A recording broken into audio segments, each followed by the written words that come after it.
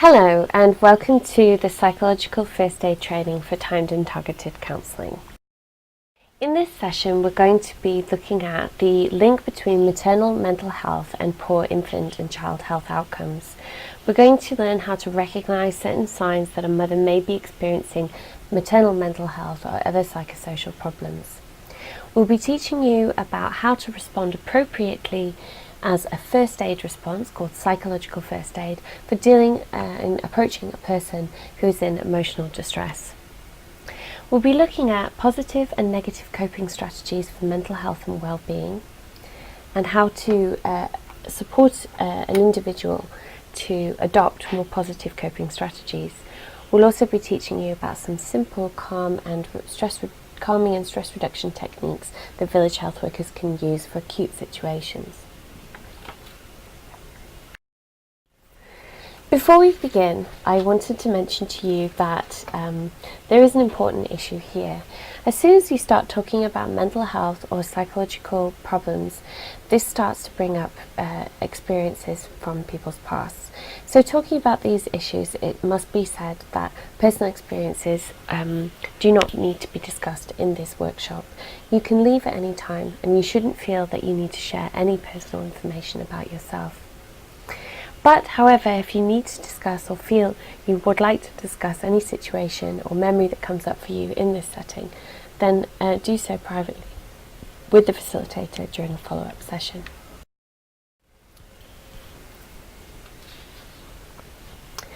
So this session starts with an exploration of what you already know about mental health.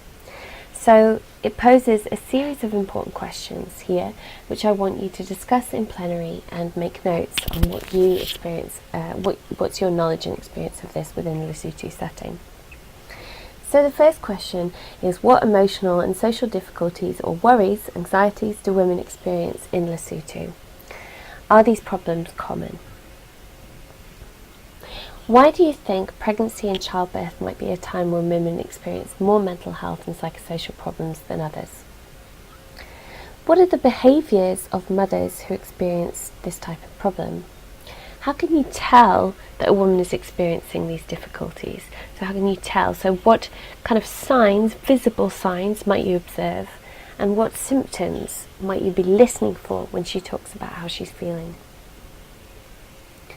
What do you think the risks are for their children and infants of these women? And lastly, do you think it is easy for women to talk about these difficulties with their families, friends or other community members? What do you think the influence of people in their community and the opinions about mental health that they have are on seeking help? Pause the PowerPoint presentation now and restart it when you've done that brainstorm.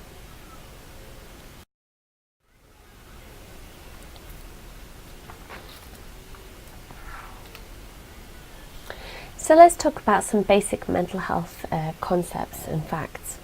Firstly, depression is the fourth leading cause of disability globally. And it's even projected that by 2030, depression will be the leading cause of disability, overtaking from cardiovascular disease. 1 in 4 people at some point in their life will experience a mental disorder. That doesn't mean to say that 1 in 4 people have a diagnosed mental condition. It does mean that a poor mental health episode can be experienced by 1 in 4 people in their lifetimes. Around 151 million people around the world suffer from depression every single year. Maternal mental health is really important, especially for the infant and child well-being. Depressed, anxious or distressed women are less able to care for themselves and therefore less able to care for their children. It's also a fact that depressed mothers are more likely to stop breastfeeding early, and that's for a combination of reasons. One of those reasons can be biological, so there may be down-regulation of the lactation hormones in a depressed mother's brain, but also there's poor connection, emotional attachment to the child, and that can in turn suppress the stimulation of breast milk. Women are twice as likely as men to experience depression and anxiety at some point in their lives, and it's thought this is because of the very high vulnerability during childbearing years.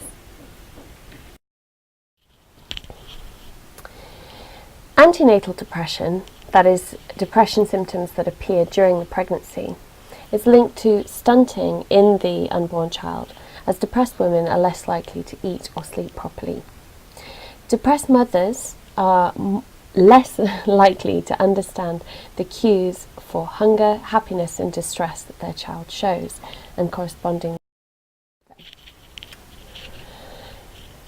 A mother with maternal mental health problems who lacks psychosocial support and family support may feel too depressed or anxious to engage with the child in positive ways, such as play and communication. This in turn causes the child to become less interactive and stop seeking the mother's attention. This leads to a vicious cycle, which means that this situation can worsen and decrease the mother-child interaction over time. Around about 20% of women experience some form of postnatal depression. This figure is in fact higher in middle and lower income countries due to the increase of risk factors such as domestic violence and poverty. But it's really important to state that people with mental illness are not crazy or mad. Often they are simply just struggling to cope with everyday problems and things have become overwhelming for them. So now we move on to activity 2 in your manuals, identifying signs of distress. Pause the video and discuss in groups what you've observed in clients that you've worked with that are signs or symptoms of possible distress. Remember that signs include the outward observations that you make of the person, and symptoms are the things that a client may report.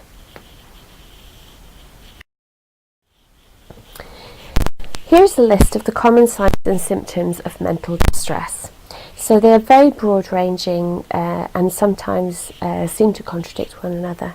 A person may report that they're always feeling tired and they may be having too much sleep. Equally, they may experience too little sleep and experience insomnia. In terms of eating, they might report that they have an increase in appetite, eating more than usual, but they could also report that they have no interest in food and be losing weight.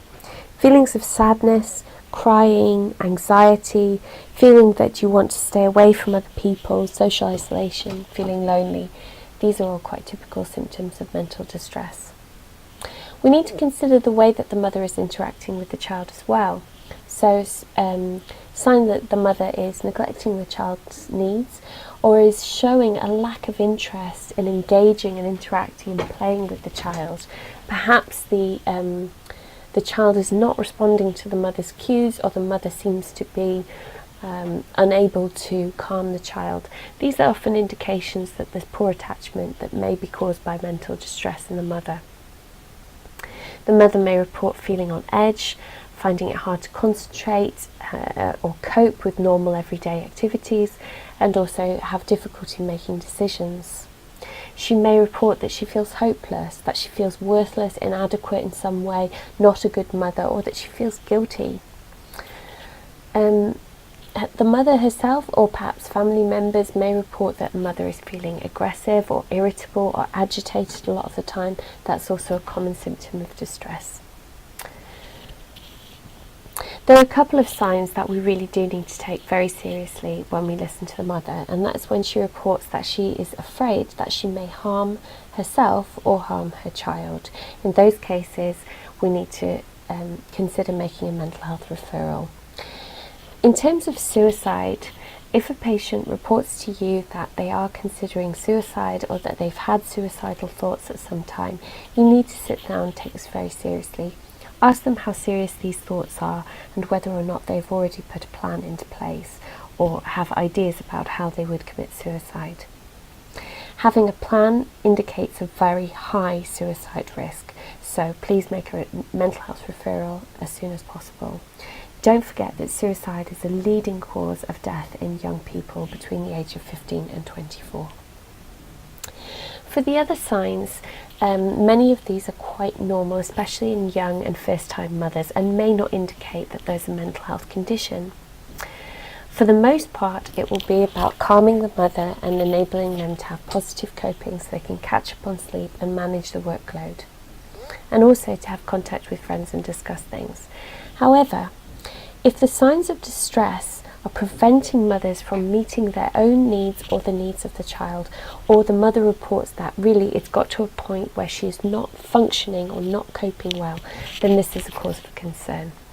So in that case, we would make a referral in the event that there was any suicidal ideation or fear that the mother may harm the child, or if the mother reports that signs of mental distress are such that she is unable to cope.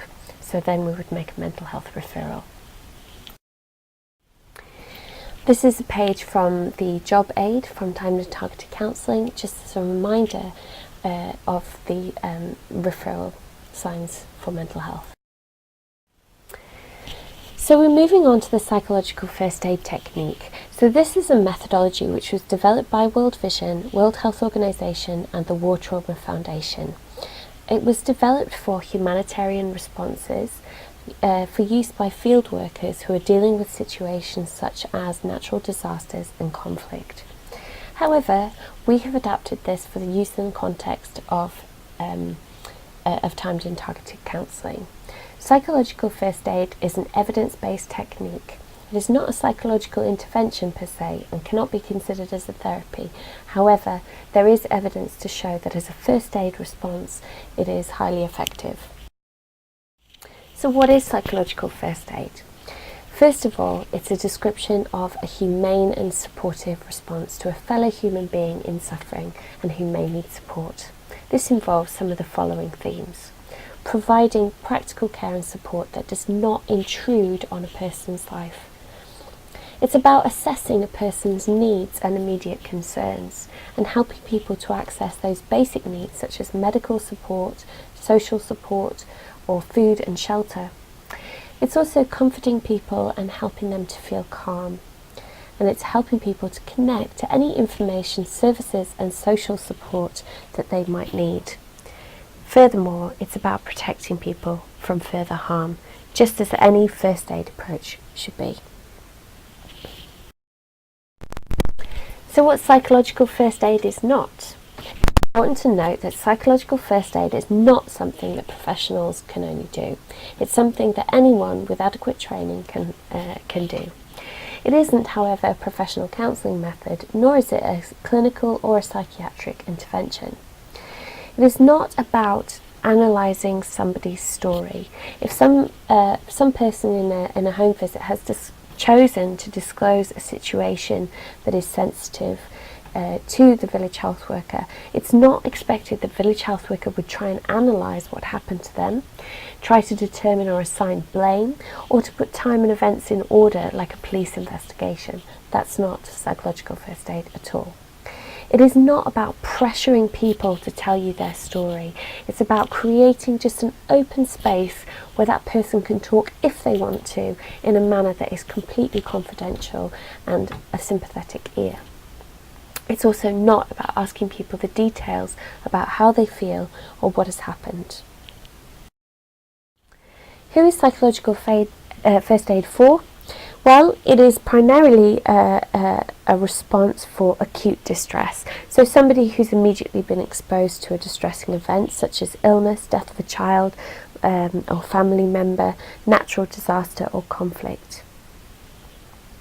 However, in a typical time and targeted counselling visit, what we experience, the most common forms of distress, may be unwanted pregnancy, domestic violence and marital conflict in the home, separation and divorce, as well as perhaps discovering that they have an illness such as HIV or TB and adjusting to that. Not everyone who experiences a crisis event will need or want psychological first aid, so do not force help on people who don't want it. Also, PFA is not done as a specific activity. It's more of a theme that we integrate into the way that we do our work.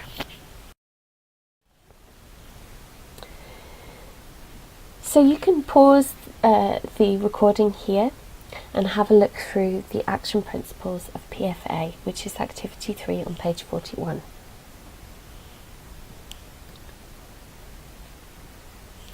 Let's practice the action principles.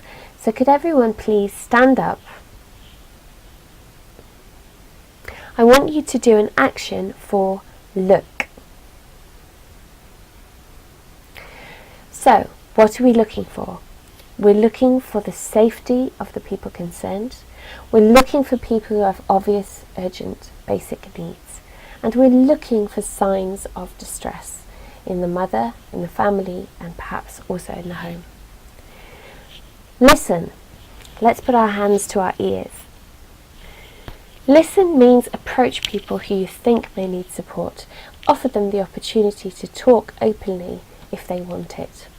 Then we listen to people's needs and concerns and listen to them in order to help them to feel calm. Link. You can cross your hands together or join up with your neighbours. Listen to people with basic, having listened to people's needs, we then need to link them to those services and support structures that they might need. That could be linking people to information or services, but it could also be linking people with loved ones and social support within their family or community. Also, within themselves, we'll be linking them to their own positive coping strategies. So let's take these in turn. Look. When we enter the home for the first time and we learn about a distressing event that may have occurred, we will primarily look for the physical safety of the mother and child, such as shelter or environment of the home and any protection concerns, e.g. protection from violence or child abuse, or any health concerns that a person immediately has. We would respond to those first and foremost. There's little point in trying to provide a mental health and emotional support response if a person does not have shelter or food to eat, or who has urgent medical complaints that need to be addressed first. So look is first and foremost about identifying if there are urgent needs or family issues or serious financial problems for the family, and attending to those first and foremost. Look, when we enter the house, we will begin making observations from the moment we walk through the door. Many mothers may try to hide their problems. Let's not forget that there's considerable stigma around distress and mental health. It's important that you know what you're looking for in the signs of distress or poor functioning of the mother that you feel may need to be discussed further. You can also observe the mother, how she appears, how she behaves around the people in her home, and also look at the conditions of the home and see how well she's coping. Listen.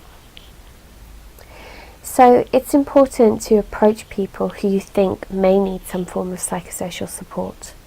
If a mother is showing signs of distress, you could ask her about this in a compassionate manner and ask whether she would like to discuss that issue or whether she feels she would like some more support to cope with certain challenges that you might have observed.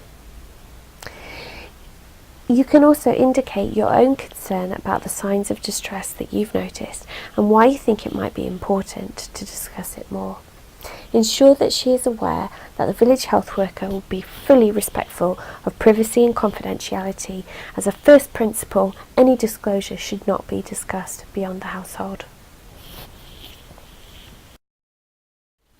Listen. Listening is the most important skill in psychological first aid, and it should not be underestimated in terms of its power in helping people to cope with crisis. Just simply being present and listening to a person's needs and concerns may give them that space to help them feel calm. When somebody decides to start sharing information with you, do not interrupt them or try to solve their problems. Simply encourage them to share what they are finding difficult and how this is affecting them and their child. Always apply your good communication skills and active listening. So listening actively means confirming what you've heard, checking, validating your understanding, but basically giving that person plenty of space to talk. After you've listened for a time, you might like to ask about what challenges are the most urgent that she needs to address. So there may be a range of issues, but she'll probably have some preconceived priorities that she wants to address first. Explore ways with the mother for how she might be able to improve her situation or resolve those priority problems. Don't give direct advice, but ask about her own ideas for reducing stress and difficulties. She may have used other strategies previously that could help her now. This is really important to bear in mind in the case that somebody has experienced violence, for example. It's important that person is offered the opportunity to talk about it and is empowered to make the decision for themselves about how they want to address the problem. It won't be helpful for you to go in and give direct advice like leave your violent husband or go to the police, etc. if that woman is not ready to do that. It's just important at this point to respond appropriately and empower the mother to make the decisions for herself. You can provide her with information, but do not force her to make a decision she's not ready to take. Listening well and talking in a calm voice will help a person to begin to feel calm. Distress is often when people are feeling overwhelmed and unable to cope with what's happening in their life. So this might be a good opportunity to teach the mother some simple ways of reducing stress, which we'll talk about later and try out before the break. When it comes to listening, these are key practices we have to avoid. Firstly, we are not pressuring them to talk, especially if it seems like it's a very sensitive issue. We shouldn't interrupt the person, and we should make sure that we don't have poor listening. Let's not get distracted by other things. Judgment and judgmental language is something really to be avoided. Whenever we start a conversation with, why don't you just? In some ways, we're taking away that person's authority and autonomy in making their own decisions. So we have to be really careful about the judgmental language that we might use, because that will cause a breakdown in communication. The mother will stop trusting the village health worker, and then we've missed our opportunity to help her. It's always a temptation when somebody shares something distressing with you to talk about your own problems or compare them to somebody else who's got a similar problem. This has to be avoided. Allow the person to focus on their own issues and don't try to make comparisons. Avoid making promises, giving false information, exaggerating your own skills to provide psychosocial support. Just need to confirm to them what it is that you provide, which is just a helpful listening ear, that you can make a referral if need be.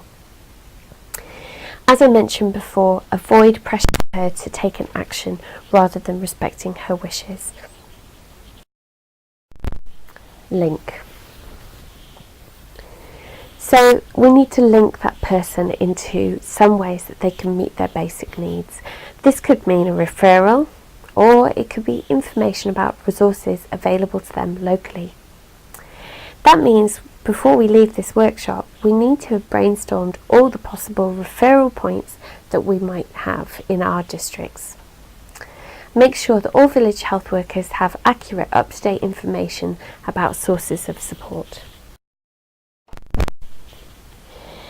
We need to talk to the mother about what existing support systems are available to her, and that could be family members, friends, neighbours, or other members of the community. Encourage them to talk about their problems with others to see if other people could have good suggestions for how they can help. This might also be they might also be able to ask for assistance, such as a few hours of childcare or assistance around the house. A village health worker can have a role in helping family members in particular to understand what is happening to the mother, especially in the event of postnatal depression, which will help her to really get the support from her family members around the childcare in particular that she may need to cope better. Ending assistance. When somebody has talked about distressing situation as reporting that they feel overwhelmed or unable to cope in some way, one of the most important things you can do for that person is reaffirm the skills or strengths that they have. So whatever has been the outcome of the discussion, you've got to find something about her or the things that she said that are positive and to compliment and encourage those things. And you need to encourage mothers that many women experience these kind of challenges, especially postnatal depression, but reaffirm that she really does have within her the ability to cope, provided you've linked her with the support systems she needs. So one example could be, for example, just saying, well, it's really great that you've shared this now and that you've been able to be open with me about the kinds of difficulties you're having. Be sure to follow up. So schedule a follow-up appointment before the next scheduled visit is about to take place.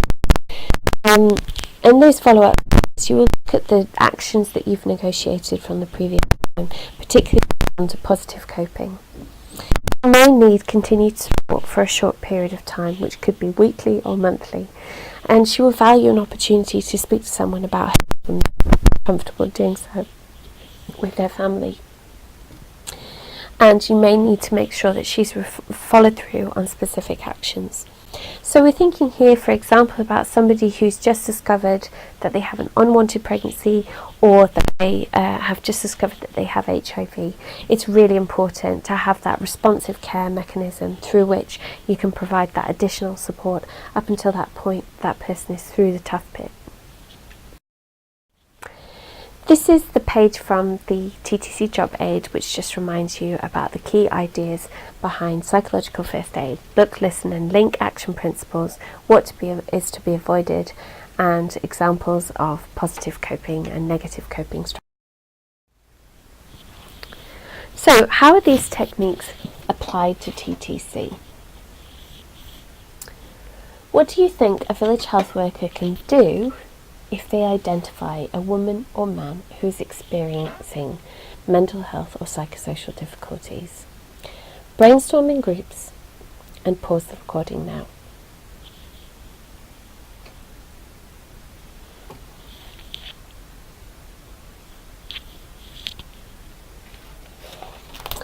First and foremost, it's really important that we enable women to understand their own stresses and their own responses to those stresses, such as signals and signs of feeling anxious. Identify with the women if they have sufficient support around them, and if not, help them to identify what those additional needs might be that they need to access. Counsel the family to help them understand what support a woman with maternal mental health and psychosocial problems might have. What could the family do to support them? Reassure them as well, also to prevent stigma or any beliefs that can prevent a person from accessing help.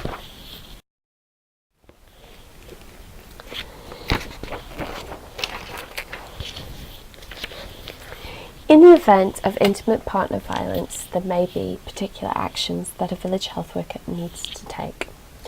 Intimate partner violence is particularly common in the region. This includes any behaviour by an intimate partner, such as a boyfriend, husband or ex, that causes physical, sexual or psychological harm. So that includes beating, hitting, but it also includes things like sexual coercion and psychological abuse and controlling behaviours. IPV is also referred to as domestic violence, wife or spouse abuse, or wife or spouse battering. Sexual violence includes any completed or attempted sexual act, unwanted sexual comments, harassment, or advances against the person made using coercion. This includes acts by any person and in any setting, including in the home. Emotional abuse is harder to determine. So IPV and SV are two very serious types of abuse. However, it's also possible to a mother is experiencing abusive relationships within the home. That may be perpetrated by her partner, but it may be perpetrated by others. So working too hard, being poorly treated, not having decision-making power, being restricted from finances, all of these can influence her emotion as well as her health practice. Intimate partner violence is very common. So studies have shown between 13 and 61% report some form of physical abuse in their lifetime. Up to 59% of women report forced intercourse or an attempt by an intimate partner in their lifetime.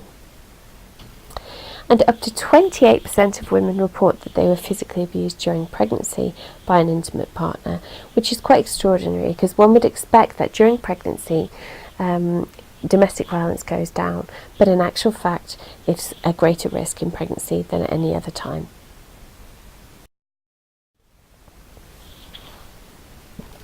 So how would we respond to IPV using the PFA principles?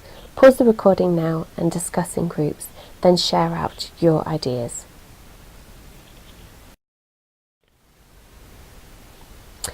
The next activity is activity 4, so we want to talk about positive and negative coping strategies. In your groups, I want you to think about times in your life or people that they know who've been through a difficult time. So think about that time and what were the coping strategies that were applied to get through that period of time. So list all of your responses in your groups and on post-it notes, and then I want you to reflect, were these positive coping strategies? In other words, were they helpful in the long run, or were they negative coping strategies, so harmful in the long run? A negative coping strategy is something that may have some immediate or short-term relief, but in the long run it ultimately causes harm. Many of the coping strategies that people apply during a mental health episode may in fact be negative. For example, taking drugs, smoking or drinking alcohol is a common response to acute distress. Isolating yourself or sleeping all day is often a common response too. Some people throw themselves into work and don't take any time for rest, and that's a very negative coping style. Isolation from friends and loved ones might be necessary in the short term. However, if you continue to isolate yourself, this is going to be very harmful for you in the long run. Also, violence. Often in men, a negative coping strategy is to lash out or hurt others. And also, violence or self-harming behaviour is quite common in young people, so these need to be dealt with. A positive coping strategy is something that has long-term benefits, so eating well, drinking water, spending time with your friends and family, discussing the problem openly with somebody that you trust. Doing any kind of activities that help you relax, such as walking, singing, praying and playing with children. Engaging in physical exercise or finding ways to be empowered and help other people. So let's think through what are some of the positive coping strategies within this context.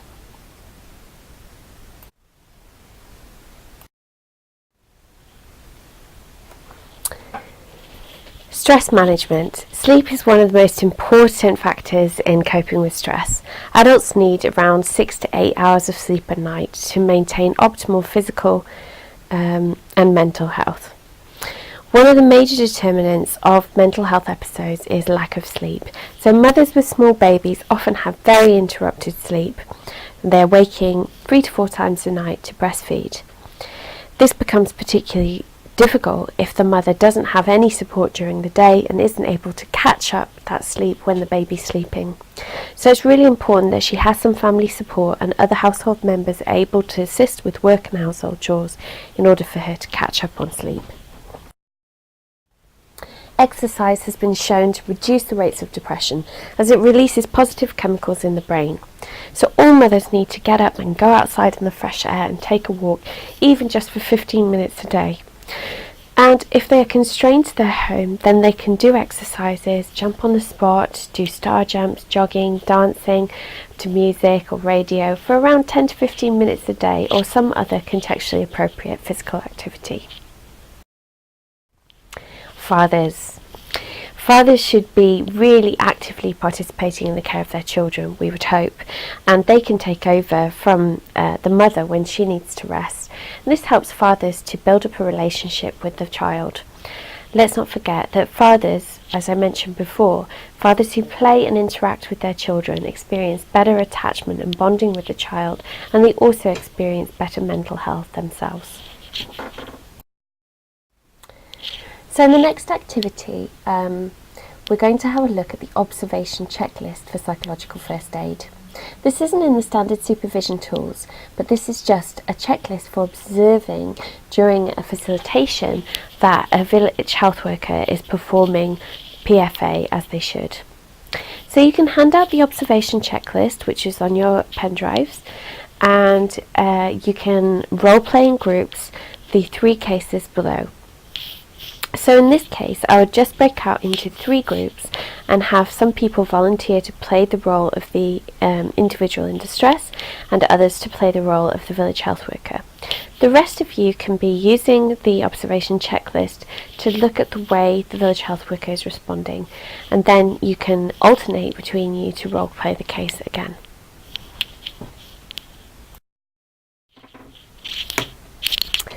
Activity 5. This is about helping people to feel calm. There are a number of calming techniques which are really useful if a person is extremely agitated, panicked or crying, that can help them to feel calm, and calm enough that you can actually be able to assist them further.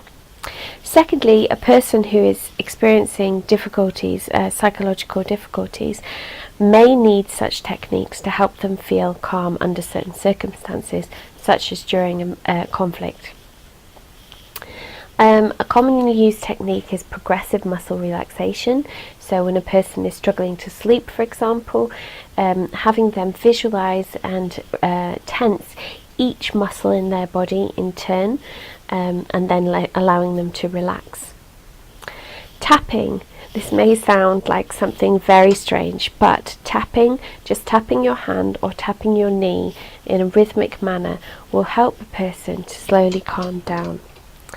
So using their index and middle fingers of one hand, have everybody start to tap the top of your other hand or the top of your thigh. This exercise works because it helps people to stop and focus on something external to their problems. That allows them a few moments to stop thinking and to think about how to solve a crisis. This exercise is very good for people who are highly agitated and cannot sit still.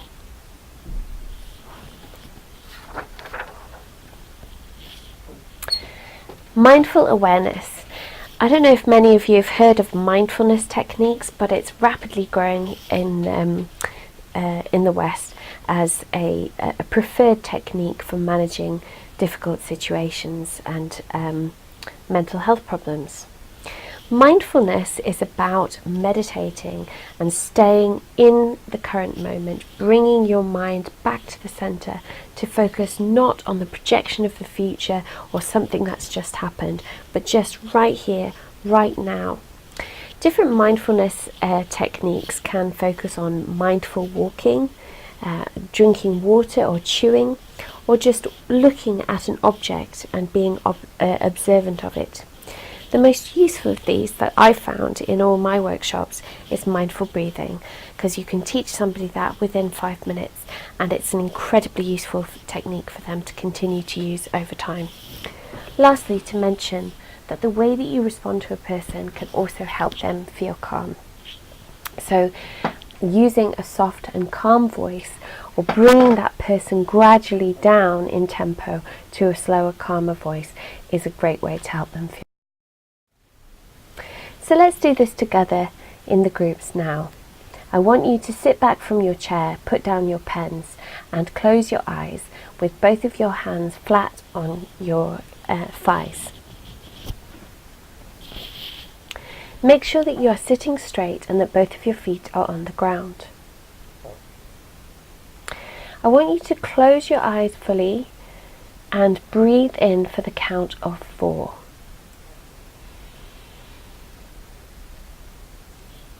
When you've done that, hold it for 2 seconds and then I want you to breathe out for 6 seconds. 1.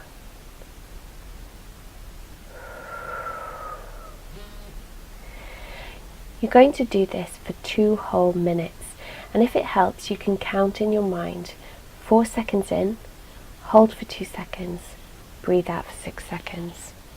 Pause the recording now and try doing this for just 2 minutes.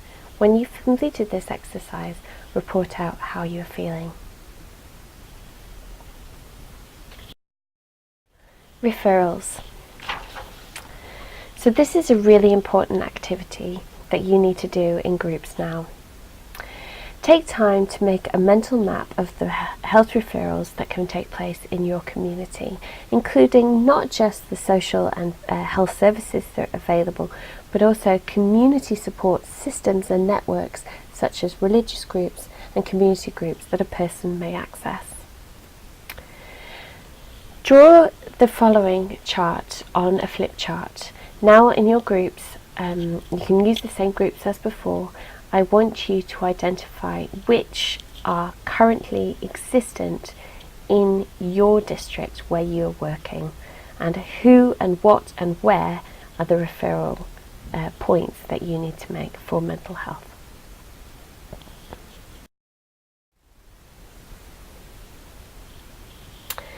Okay, that's the end of the session, and I think that you'll need some time to practice this and think about the case studies that you went through.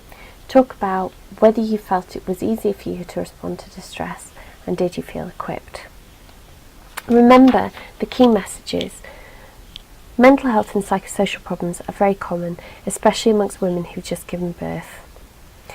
They are detrimental to the child well-being in terms of causing stunting, early cessation of breastfeeding, and poor maternal and child bonding, which can result in infant and child developmental delays. A woman with mental health problems who lacks psychosocial support may be too depressed or anxious to engage with her child, which leads to a vicious cycle of mother-child interactions over time. Signs of poor mental health and psychosocial issues can present in various ways, such as sleeping problems, changes in appetite, feelings of sadness, crying, anxiety, guilt, and other observable signs such as inability to look after themselves or look after the home. Our primary concern is to take care of the safety of the mother and the child, and then to listen to her concerns and challenges, and then link her to additional support principles, which is the action principles of PFA. Look, listen, and link. Mothers suffering these problems may need to be supported over a longer period of time, and so responsive care strategy is set up to support positive coping and stress reduction over time.